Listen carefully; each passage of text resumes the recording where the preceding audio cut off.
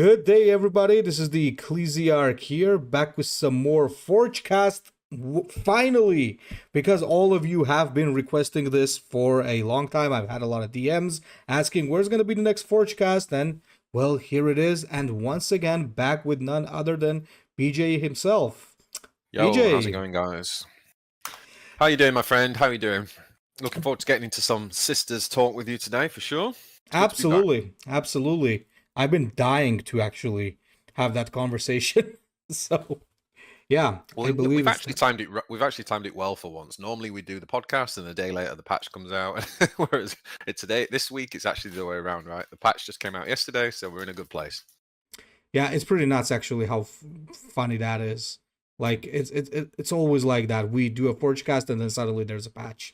So yeah. Speaking of which, so BJ, ever since the sisters dropped, what have you been playing? What have you been up to? What have you been testing? Yeah, I mean, so it's weird, isn't it, this one? Because we had the massive balance patch just before. So we had, essentially, it's felt like Ultramarines is new, Necrons is new, but ultimately the game's kind of new, right? Because when you make such big changes, like every faction and all the matchups change, like Tau took a massive nerf. So I just feel like the game is in a fun place right now in terms of I just want to play every faction. There's so much stuff I want to test. I did go on holiday for a week, a family holiday, so I didn't play much, to be honest, and that unfortunately fell kind of just after the Sisters release. So I am playing catch up a little bit. I did manage to play, a few games on my phone and sort of start to, just get familiar with the cards and keep up with the missions and stuff. But I've been really playing all sorts of decks. Really, I haven't really stuck at one. I did finish the season. I climbed into the top 50, and I used the Abaddon kind of like aggro build mainly. So I finished the season with that, and then I basically this season been gone back to my Kalgar Big Guard deck, which I did a video for. If you've not seen that, go and check it out. But I think I've improved that deck and refined it. I think originally so I actually went on a 10-win streak with it this season, which is awesome. And I think what I learned is that I'd lent so far into the higher big units with the idea of just dropping big unit after big unit after big unit. But I basically dropped a lot of the stratagems, like key stratagems. So what I did was I sort of still kept the shell of that, but I just put more of those back in. So I put what's the 4-drop that everyone used to use as the finisher? Does 4 damage? Death from Above. Death from Above. I put those back in, things like that. And actually the deck's just been really, really good. And it's a lot of fun. So yeah, I've been playing that. And then with the sisters, since obviously we had the patch, I have been trying a lot of different, and I'm really keen today to get into some discussion with you about kind of like how we see the 3 different warlords of sisters and what are some of the different archetypes that this card collection allows us to build, right? Like we know the Tau gave us lots of flexibility when they came out. I'm really keen to kind of talk to you about how we think the warlords are meant to be built.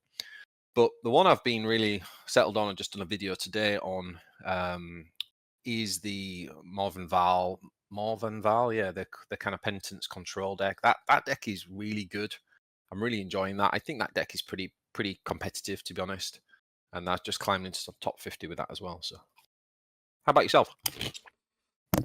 Yeah, this season has been a lot of fun for me because I was literally off the game when like it was a Tau meta, because it kind of became unbearable for me at the end. At first I was playing like works into it, but then just got bored of the same thing, and since nothing else was playable except on Va, I just dropped the game for a little bit.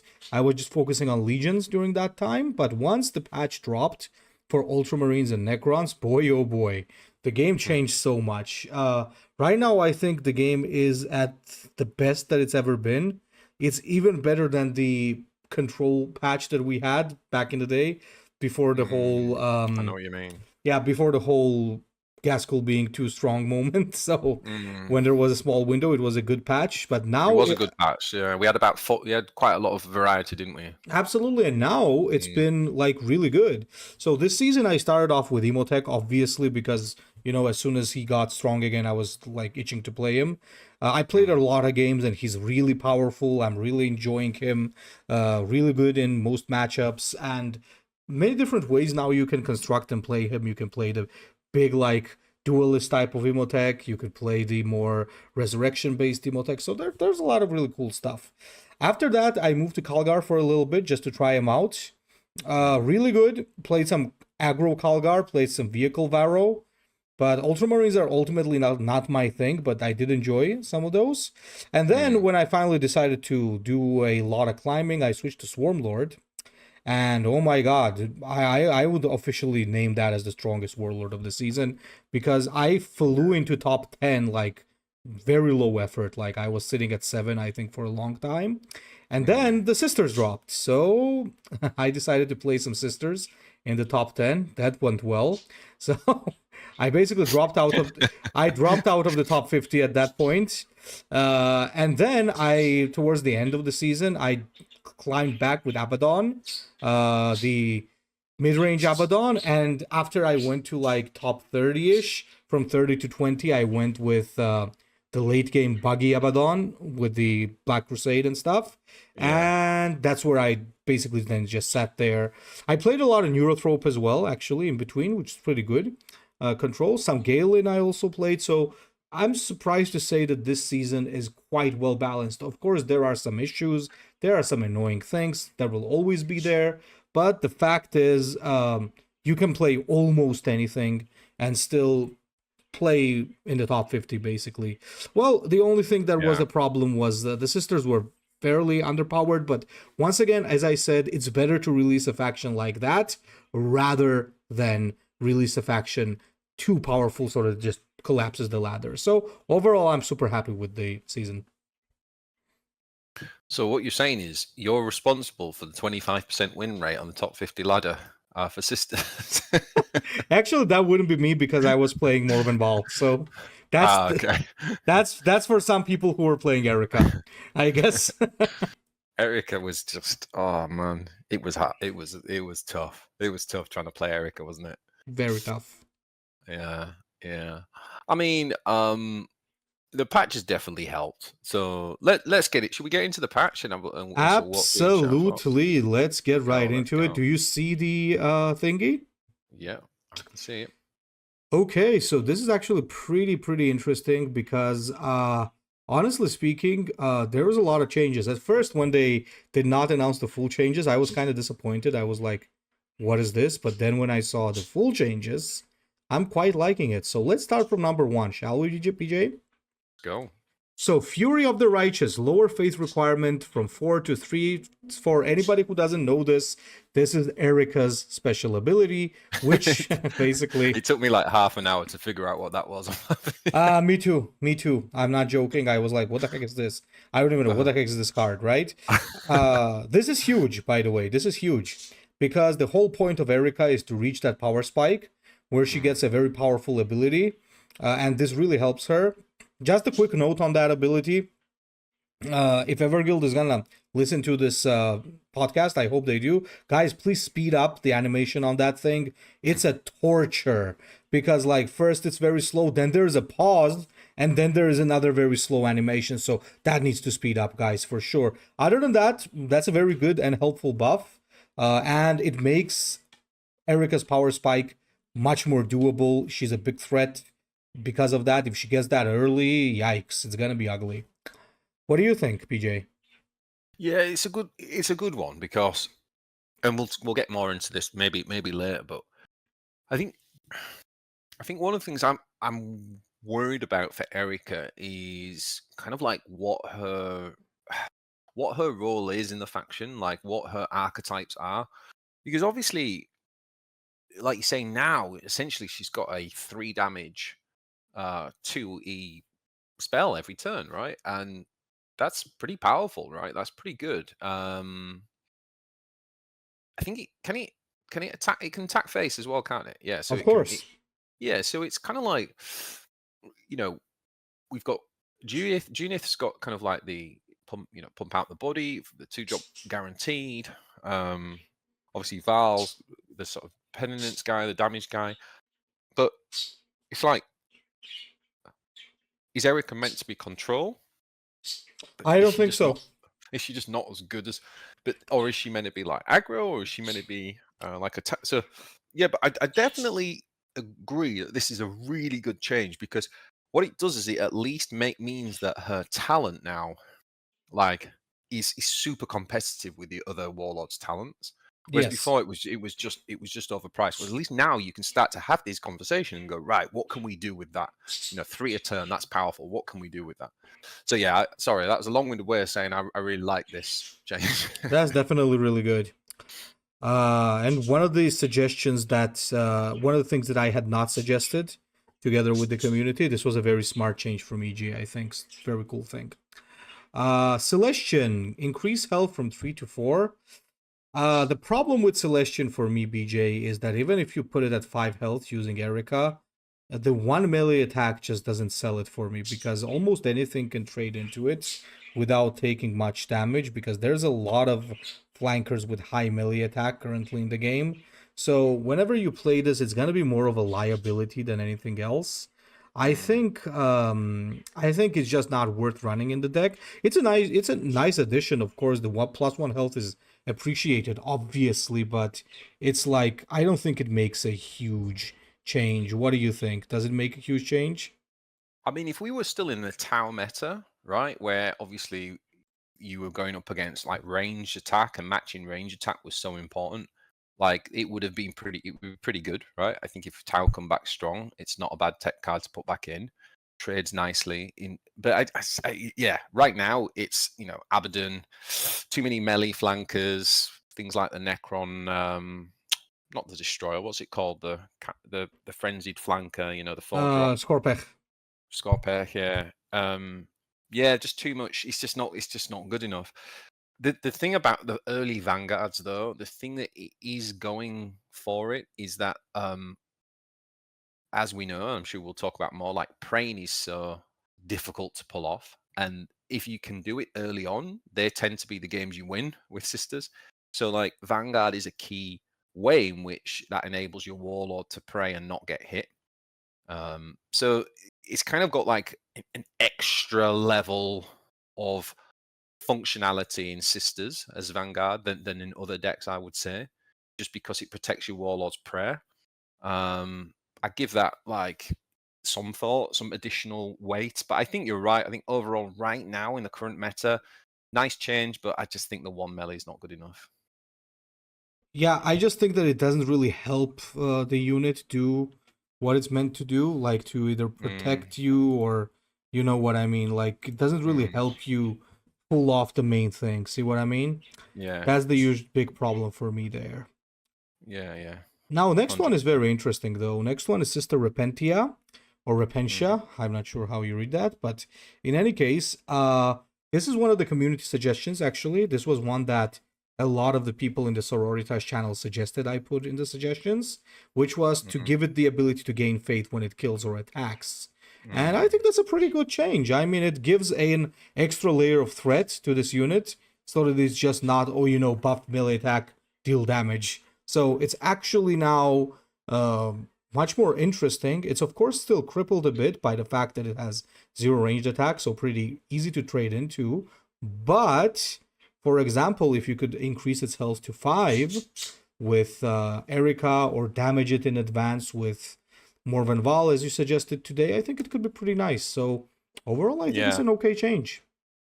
yeah. I think this card's like, it's really interesting because, as I said earlier, I kind of built this Morven deck, and I've got 2 copies of this in there. And I've made an alternative. I literally just copied the deck, made a copy of it, and took those out and tried some other things. And I've already had several games where I've really missed the 3-drop. Like I've really missed that, and it's really noticeable. And so like, it's one of those cards where to me it's like, it's not amazing.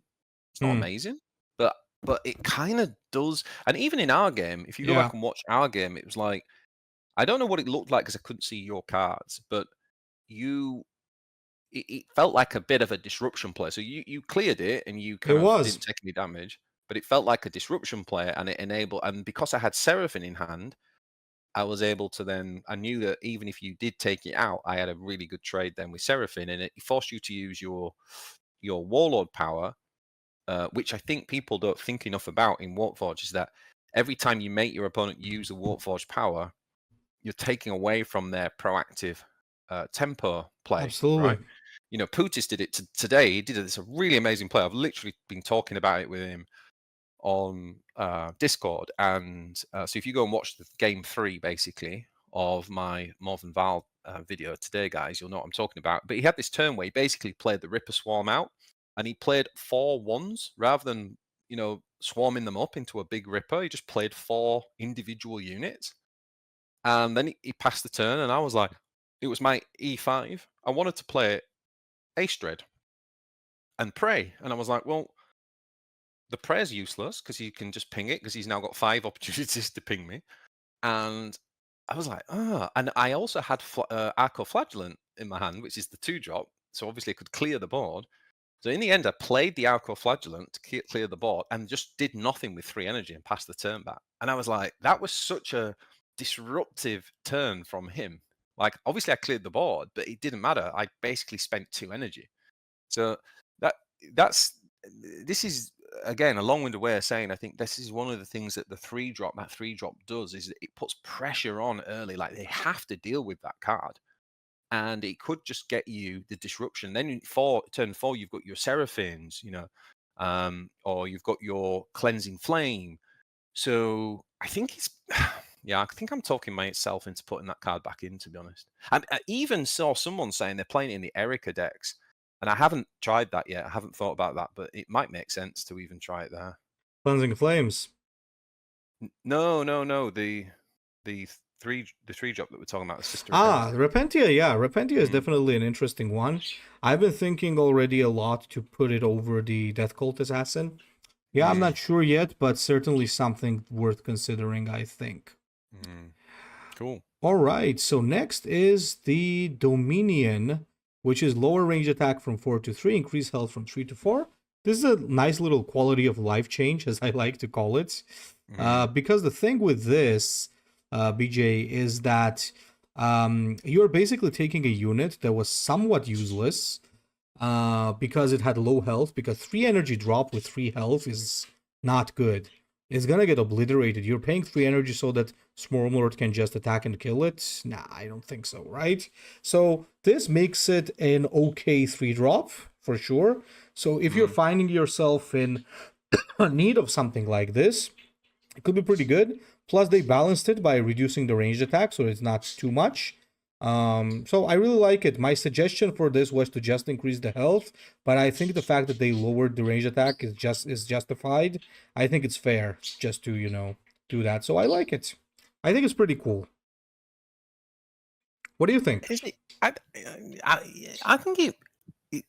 I don't know. I'm not memeing when I say this, but like, is this actually? Because I'm really struggling with Erica decks, and I'm like, I'm even sitting here wondering whether I should be playing this in there, because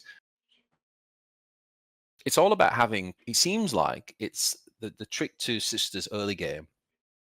You either have to play control and have removal stuff, or you have to be able to play like decent threats that can't be cheated too easily, like what we just said about the Castel, the 3-drop, the Celestian, right? Like, it's no good because it can just be cheated, and now you're behind on tempo.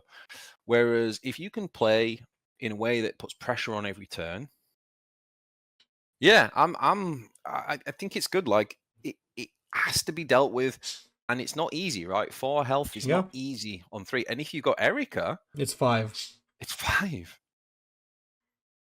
Yeah. I might try that. I might even try it in Erica. Absolutely. Same with the Hospitaller, to be honest.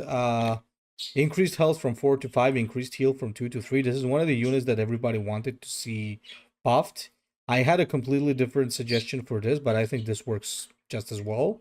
Because now you have a drop with 5 health, 6 with Erica, and a good amount of healing. Now, it does suffer from having low ranged attack, But as you mentioned, currently in the meta, there's more melee flankers.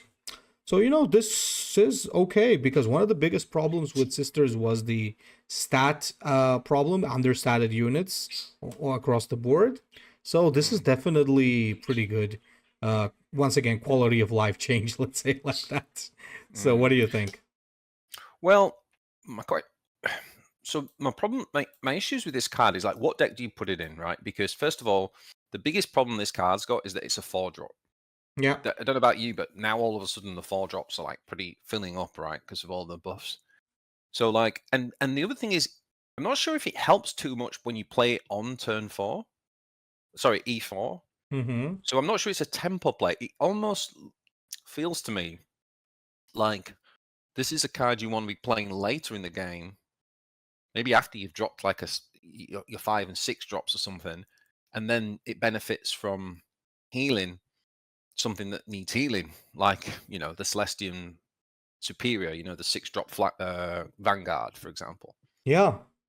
I don't know. I'm not. I think it's a good change, like in terms of it being the healer card and stuff. But how it works and what deck it goes in, I've no idea at the minute.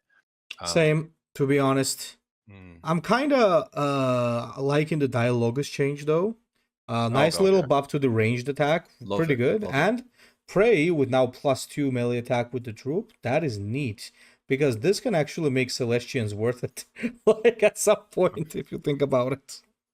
And I absolutely love this change, right? Like, so first of all, I love these stats. Like, tell me how many cards in the game have these stats. How many 4-drops have 3/3 and 5 health? Not a lot, not a I lot. can't think of, off the top of my head, I can't think of any, but they definitely aren't many. And it reminds me of other games, like, and I'm like, I love this. I love this stat because it's like, first of all, 3/3 means it's fair, right? It can't be cheated. 5 health means on 4, that's actually difficult to take out. I mean, with Erica, even more so. I mean, we keep saying that with Erica, but it just does really well at like trading down, trading with things up to this point that it's been played against. Obviously, it doesn't trade up very well, but that's okay because you're then going to play the next unit on. If we're talking about trading up, the next turn you're playing a unit and that's going to benefit from this guy's prey. And obviously, if you play Astrid next turn with 5e, you then can give Astrid Vanguard, which is good. It's got a 6 body, and then she then gets shield because of Astrid's ability. So the Dialogus is so good, and if you're playing it in Junith, obviously Junith can always pump out a 2-drop, a sister, so you can basically always have a Vanguard every single turn. Yeah, So yeah, I really really like this card, and I'll be playing it a lot more for sure. very well. Now here's for one of my personal favorites. It's the Retributor change. So Mm, one of those changes that this is like one-on-one taking suggestion, and I'm really happy about this because this is exactly what I had in mind, and I think most people who I showed it to agreed with it. Like it was a trash card, okay? It was understated. It required 3 faith, which was crazy, and on top of that, it dealt 3 damage to a random enemy, so it could fail you very hard. Now mm, it's 2 faith, which is doable, and dealing 3 damage to a random enemy troop is big because this is a very swingy card. The only thing that it may be a good thing or a bad thing about it is that sometimes it can go for remnants and spirit stones, so that can be disruptive a little bit, but it can also be good a little bit. Maybe you need to take out a lich card or something, I don't know. But in mm. general, I love this change. This really made a trash card a very high tier card, I think. Oh, for sure, for sure. You wanted this one, didn't you? You Yeah, yeah, you yeah. said you wanted it to only hit troops. I wasn't so sure, but having played with it, I love it. I think it's fits so nicely now into both tempo and control. Um, and also something in the faction is really interesting from a deck building point of view. I don't know if you've realized this, is like you have to strike this balance, right, between things that prey and things that just Yeah. actually trade and do damage, right? So what this is one of those. It's like it does something immediately, and then you can use its body to trade next turn. So yeah, I think this is super solid. The only question is do you run 2 of them? Like it's not guaranteed. The damage thing's not guaranteed on turn 4 because you still do need 2 faith. So in certain like aggro-y matchups like Tempo Calgar and stuff, you might not actually Yeah. have the 2E, and it could cost you. So I don't know. What do you think? I usually run 1 these days, but we'll see how it rolls as time Mm, passes for the same reason. mm. Yeah, But yeah, really good change. It's much better card and definitely playable now, right? absolutely. And speaking of a very good change, Seraphim changed description to fly, flank, and for 3 fades you can gain 1 range and 1 health. Now this is very interesting. I guess if Everguild decided to take this even a step further, because the suggestion from the community was that at, let's say, 2 faith it would gain flank, and at 3 faith it would gain just 1 ranged attack. However, they took it a step further. Now it's flank by default, and if you have 3 faith, it turns into the Necron Croissant, the Doom Scythe. So very, very solid and powerful. It's a 4 energy Doom Scythe if you have 3 faith. It's Yeah. really good. It's really, really, really good. And don't forget, I believe how this interacts with Rite of Restoration is that if you restore it, it's still gonna get the buff because it used to get the flank before pre-patch. So this could be a really big threat. I love it. What about you? I mean, this has gone from this is the big winner or one of the big winners of Yeah, the patch. I mean, it's gone from being a card that felt bad compared to other flankers that you felt almost bad for playing, but you had to play it because it was like what you needed to have the potential of flanker. When I saw that they'd just given it flank straight up, I was like, this card's just shot into probably S tier. Um, I think you're going to see this in every single Sisters deck going forward. absolutely. Absolutely. It's even a good drop just to drop. It's really good. Yeah, yeah, super good change. Yeah, really happy about that one. Now, here come my least favorite ones. The trap cards, I would like to call them. Simulacrum Celestian. Change description to give +1/+1 to a friendly unit, permanent. So basically, you can give your warlord ranged attack and melee attack. Now, a lot of people are just gonna go crazy and be like, "Oh my god, that's so strong." This is never gonna work. This is too slow. Some people are, no. If I know in Discord, uh, Aveline, if you're watching, quite active on the Discord, swears by this card. And to be fair, he or she, they've probably tested it more than I have. But just think about it, guys. Like you're dropping a 5-drop with decent stats. I admit it's not bad stats, right? 6 health and 5. It's some good stuff going for it. But then what? Next turn you're not going to trade with it. You've just dropped those good stats that did nothing on the turn you dropped it. Now you're not going to trade with it. Now you're going to pray in the hope that you get 1 faith point, and yes, you give your warlord a permanent +1/+1. But guess what? Warlords in Sisters, they don't attack; they just pray. So like, you don't even get that. If it was Gazgul, if this was if that was in like Orcs and was making Gazgul +1/+1, yeah, yeah. Or Imatech, can you imagine it doing that to imagine your Imatech control if Imatech went up to a 3/3 for Hmm. the rest of the game, and you'd just be laughing, wouldn't you? But no, not in Sisters. I don't. I mean, I think. even if yeah, sorry, go on, BJ. Sorry, just to finish the point, I think that 5 drops. I think there's a tipping point for me where it becomes like a lot less viable to pray. I don't know Mm-hmm. about you, but I don't want to be praying with units that cost 5 or more. I want them to be the payoff for the praying, right? You want to be praying with 2 drops and stuff, but when you get to 5 or 6, if you're going to drop a big 6 drop and then not attack with it, I just can't. I can't see how that works in Warforged. I mean, the best example probably is the Saint Catherine card for 9 energy. So when you drop that card, a huge, like, strong body, and it has an ability, right, to pray and give you a card, draw a card, and make it 0. Mm, I've never used it. Because every single time I play that card, it needs to trade next turn. It needs to go face next turn, like, right? mm, So mm, I just don't pray for it. But the good thing about Saint Catherine's card is that when your warlord prays, they gain armor. So if this mm. card actually had whenever a unit prays, they gain +1/+1, it would be scratching the it would be scratching overpowered a little bit. So Yeah. but now it's too slow. That's what I I think. Yeah, I agree. I agree. I think we're on the same page with this one.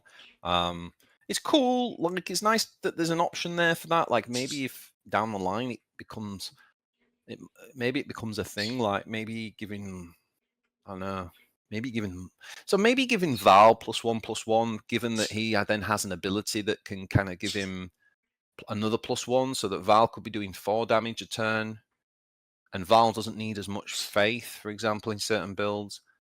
That's maybe where I could see it, but I don't know. This is I a don't. this is a general problem of these kinds of cards. We had like many in HHL like that. And for those of you who play, I'll bring an example. There was a card called Mount Pharos. I believe it was like 6 energy or something. I don't remember anyway, but you would drop it. It was like a big structure.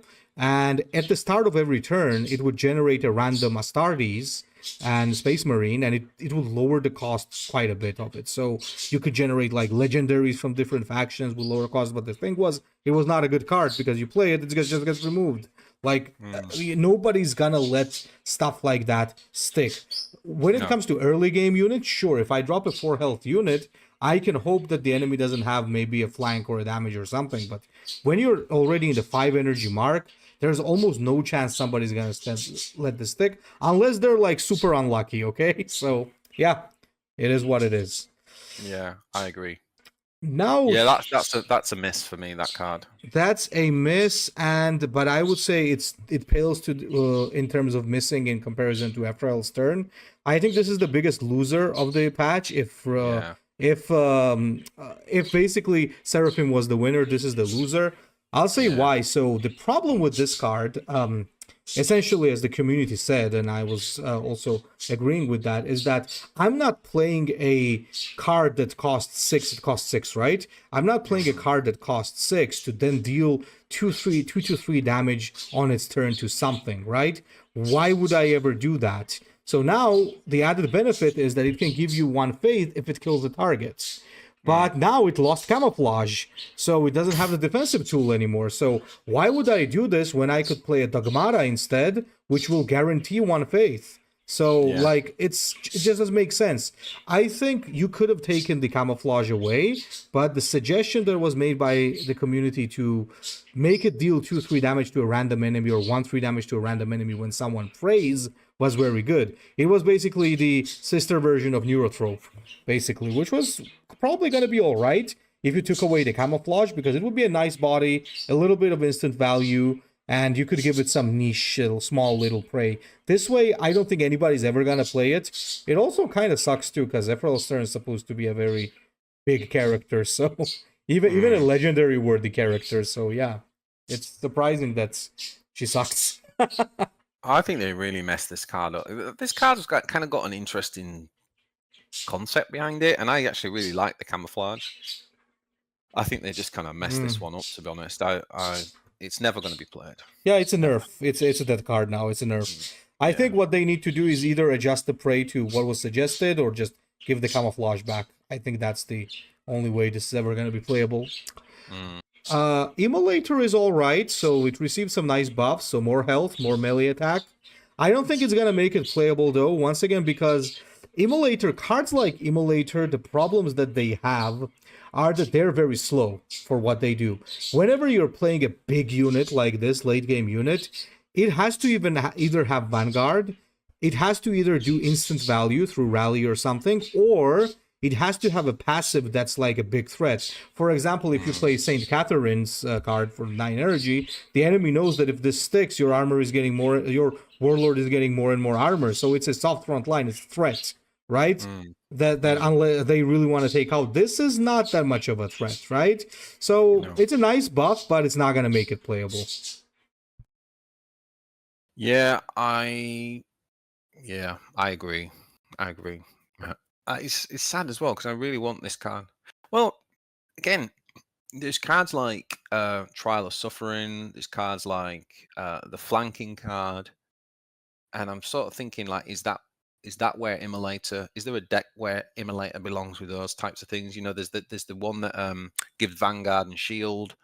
I mean, can you imagine playing this on E10 with Vanguard and Shield? Well, yes, that could be pretty good.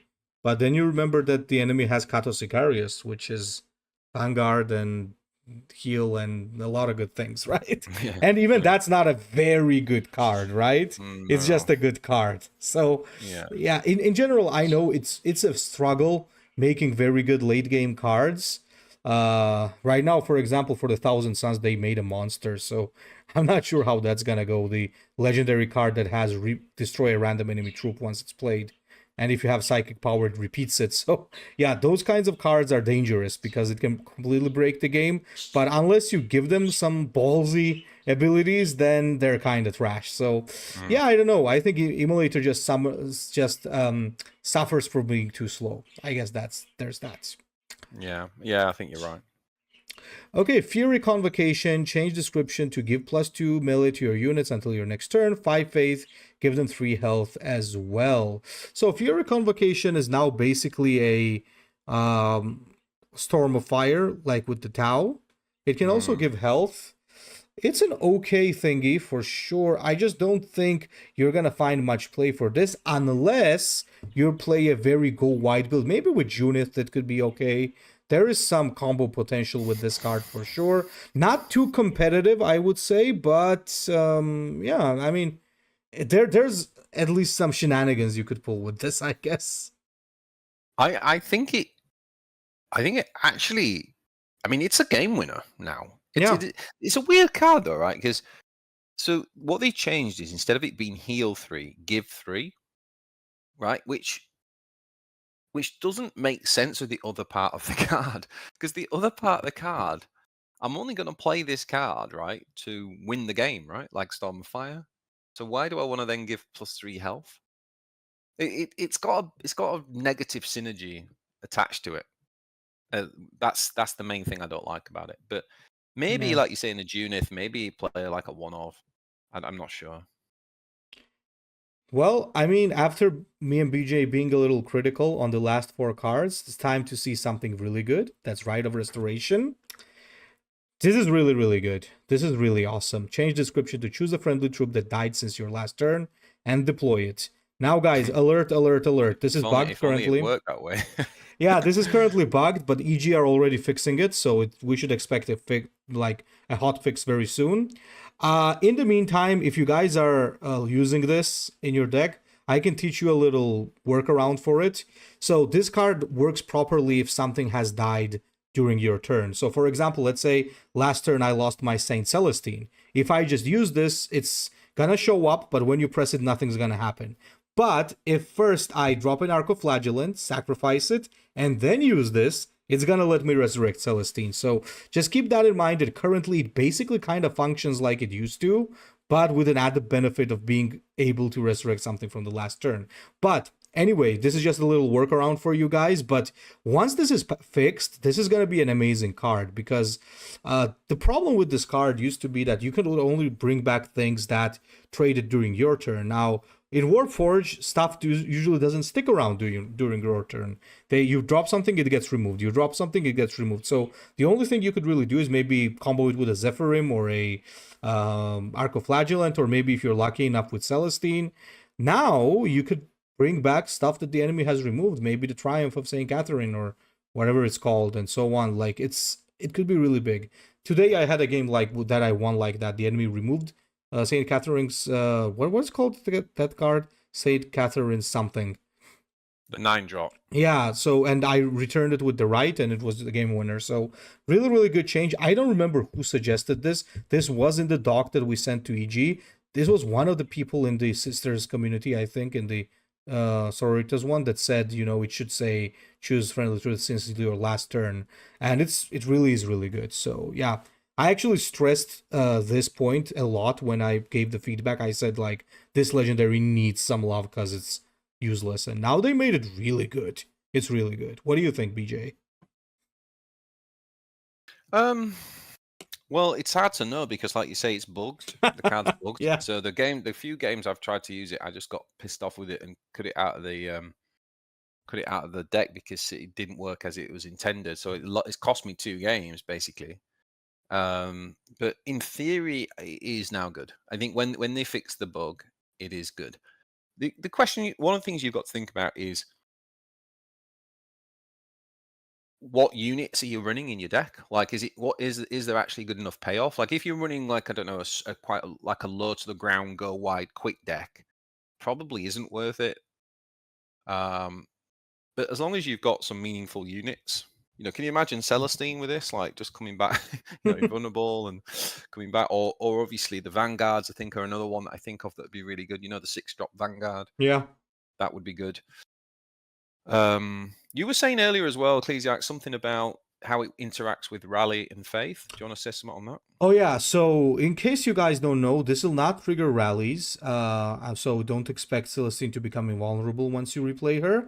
But from my previous experience, it does trigger the faith mechanic. So because I remember pre-patch, I used to resurrect my Seraphim, and the Seraphims would gain flank if you had enough faith. So that could technically also mean that if you resurrect a not Dominions or Retributor, it's gonna shoot. And if you resurrect a Seraphim, it's gonna have flank and +1/+1 if you meet the faith requirement. I think so. If they haven't changed something on that, that's how the interaction should be. So it's still pretty good. Like if you just want to do it with a Seraphim, totally fine. It could be pretty good. So yeah. All right. Yeah, What's so next? next one is Trial of Suffering. This was actually pretty Hmm. interesting. You know what? I do like it in a way. It's an interesting card. So it's deal 1 damage to a friendly troop and give it armor 1. And if you have Fate 2, it gives 2 armor. So instead of Fate 3. So a lot of the factions have been getting some armor buffy stuffy. So basically, the hardened biology for Tyranids, which is crazy strong. And this also has potential to be pretty powerful, and it's good that they reduced it to 2 faith, which is much more doable. The question once again would be, what are you gonna use this with, right? Now this could be really powerful with Ephrael's turn if she still had the camouflage, or something like that, because well, obviously making a unit into a brick makes it a prime candidate for hard removal. So you got to be very careful with what you use this, because sisters don't have any camouflage except Death Cult Assassins. So yeah, you got to be pretty careful what you target with this. So yeah. That's a good point. But that card's rubbish and now nerfed. So I'm trying to think. I mean, there's that 5-drop that we poo-pooed earlier, didn't we? About the one that keeps giving +1. Yeah. Is that another type? But again, I mean, you do it and Inspired Retribution hits it and you just wasted 2 cards for nothing. So it's like you're... So think about it this way, VJ. You got Hardened Biology, right? Are you going to drop your Hardened Biology on, let's say, I don't know, I don't even know what example to bring, which is a shitty Tyranid unit. So basically, yeah, something. I don't know. Yeah, now I got stuck. Tyranids have such good units. Well, the thing with the hardened biology and a lot of the tyranny stratagems that makes them so good, whenever I look at comparing the tyrannies, then you remember that, well, it's because of synapse, right? Like synapse means that you're getting it on 3 units. And so you look at the cost of it. There's also And health. and that as well. Yeah. So I don't know. I think this is one of those cards I really want to make work and I really want to test, but I'm just not sure where to put it. I remember Shumatsu told me something about hardened biology, because when I was playing the Swarmlord, I asked him if it was necessary to run 2 copies because I had 1, and he said it's always good to run 1 because you don't want to break up. Once again, you don't want to turn 1 unit into a prime target for hard removal, right? This is for situations where you can do the synapse combo and so on. But once again, like the thing that I'm saying, you wouldn't probably put this on a lurker, right? Lictor, sorry, or something like that. You want to put this on something meaningful, maybe do a synapse, maybe do it on a venom thrope to make it like absolute cancer, maybe make your front line even more durable. With this, I could see it with Ephrael's turn. I'm just currently not sure what it could target. Nevertheless, nice buff, but it's gonna be hard to use. Maybe perhaps in the late game you could put this on the friggin' Mortifier, then it would be scary as hell, but you know. Well, yeah, the Mortifier's a good one. That's true. But it feels to me like you need the heal cards too, right? So something like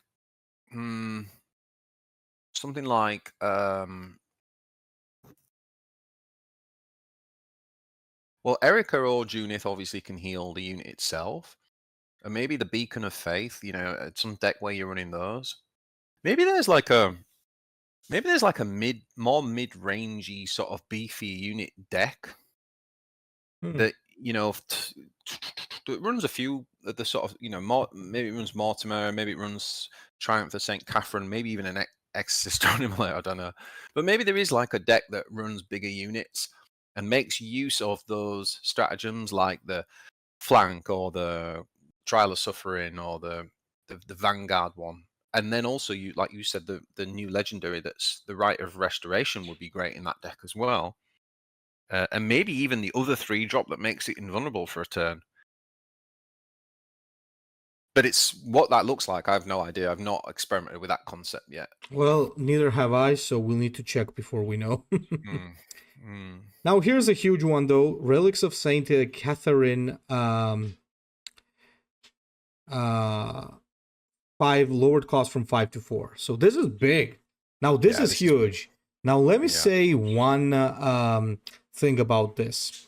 I remember there was a time in Horus Heresy Legions when cards like this, like Forge Complex or Book of Magnus, or there were like some stuff that always they cost 5. So these big effects always were 5, and slowly I think Everguild like understood that it's too much to cost 5 for stuff like that, and they, with the reworks they've been doing, they've started reducing the cost to 4 slowly. And I think this is the same case. They understood that 5 was way too slow and 4 was more acceptable. And I agree, I think that 4 is a reasonable one here. And it gives you 4 faith. So that's really good. Because imagine you play this, you slow down, but on the next turn with Erica, you could drop Novena for 4 damage minimum, and you could also shoot your power for 3. That's 7 damage, right? So yeah, it gives you a lot of comeback potential after you use it. So I think this is a very welcome change and a very necessary one, considering how difficult it has been to gain faith. So that's what I think. What do you say, BJ? Yeah, I mean, I think this is much more playable. I think it's kind of vital if you're going to play any of the cards that have the big payoffs, like the 8 faith triggers, like then you have to run these, right? The big question I've got is whether you run 1 or 2. And I kind of talked about this in one of my video guys, can't remember which one, but I kind of talked about, I think people sometimes think that when you put 2 in your deck, you're thinking that you're going to play 2. And I'm like, no, that's not the reason for putting 2 in the deck. If you put 2 in the deck, most of the time you only ever play 1 copy. But you will more consistently play 1 copy. And you just need it so point. much that you need to get it. Yeah, so you've got to decide, like to Shimatsu's point about the stratagem you were on about, he probably doesn't mind if he has games where he doesn't draw that, right? But if he does, then it's going to more often than not be pretty handy and could help him win games. That's a good line of thinking, I think, for kind of playing a one-off. If you're playing a warlord like Orican that can dig into the deck and see and choose cards and put them to the top, I think Orican's really well designed to get away with more one-offs. But in most decks, it's like you need to decide, do I need to play this in the first 10 turns to help me with my game plan? And if the answer is yes, then you probably should run 2 of them. Yep, exactly. I think that's well summed up, BJ. That's exactly why Relics of Saint Catherine you should run 2. I think so, yeah. And when we go down to the final change, I'm going to say one thing, a few things that I think would be pretty good to also have in the future. But first, Imperial Creed, lower faith requirement from 8 to 6. This was also a direct suggestion from the community. I think it's pretty good because it was a great card, but once again, 8 faith was crazy. You would never play it on curve, but now you can play it on curve. Because if you had Prayer in the early game and then do Catharines, chances are you already have the necessary thing. This is a good stun. It's a nice refill, so overall, pretty good utility. Not a card that you probably want 2 copies of in your deck, but one could come in handy from time to time, I think. What do you say, BJ? Yeah, I've got to get my head around this card. I've not really played it much. One thing that someone did against me in a game that I lost, which was quite cool, is they played... the 6-drop that basically gives you loads of sisters? Yeah, the Celestian something. So he played that, and then and then we played the stun thing. So basically, I was like, oh, now you've got a load of praying units that I can't touch because I'm just sitting here stunned. I can't remember, it was something like that, and I was like, well, that's kind Oh, of that was interesting. it's like the Stormboy strike, right? Yeah. So you play all these sisters out, and then you stun your enemy board, and like they can't deal. So he got like 4 or 5 faith the next turn because I just couldn't do anything. So I was like, it's interesting. I mean, how often are you going to get that combo? And very rarely. So I don't know about you. I'm not sure I like this card. One of the things for me is that you are losing tempo. Maybe it could belong in a kind of really deep control Morven deck, because it's Yeah. just like, because we don't have loads of like AoE, right? We don't have any we only have one Will of Gork type of card. So maybe you see this as almost like a baby Will of Gork, like Yeah. I just need another turn. Kinda, yeah. Kinda like Mm, that. mm, Now, I don't Shrine know. World is pretty interesting. It's draw 3 cards now, and for each troop drawn, you gain 1 faith. That is pretty cool in its own way. You get a lot of card draw, you gain a lot of faith.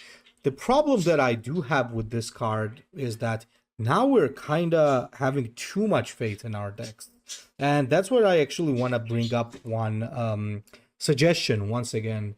One of the suggestions that was suggested by Orthonal, one of my personal favorites was the Exorcist suggestion. He said, why not have the Exorcist deal 1 damage for every 2 points of faith? This Mm, way, if you have 8 faith, it's the same thing. If you have less, you can still do a lesser effect. And if you have excess amount of faith, like you got 14, then you deal 7. So yeah, then actually getting excess faith makes sense, because right now getting more than 8 doesn't give you absolutely anything except yeah. Novena being able to deal a lot of damage, which is 13 is like too much anyway, so, or 14. So I think if we had the Exorcist change happen, this could be pretty good. Maybe we kind of get that to happen in the future. We'll see. We still have to see how strong the sisters are going to be right now, if they need anything. Though I do think that the Exorcist change would have complemented them nicely. Other than that, I think Shrine World might be a little bit of an overkill, especially considering you already have good card draw. What do you think? Yeah, I mean, I feel really torn. I really want to make this card work. I'm not sure whether it can work or not. I'm trying to work on a few builds right now that are based around the shrine. I think what we just said about the relics of Saint Catherine, I think you could play these instead of the relics, and you play these in a very troop heavy deck, right? So you don't want lots of stratagems because you want to obviously get the faith, because you want to make sure the cards you draw are troops. So what you're doing is, rather than giving up a turn like you are with the relic to just gain faith, you're giving up a turn to gain faith and draw cards.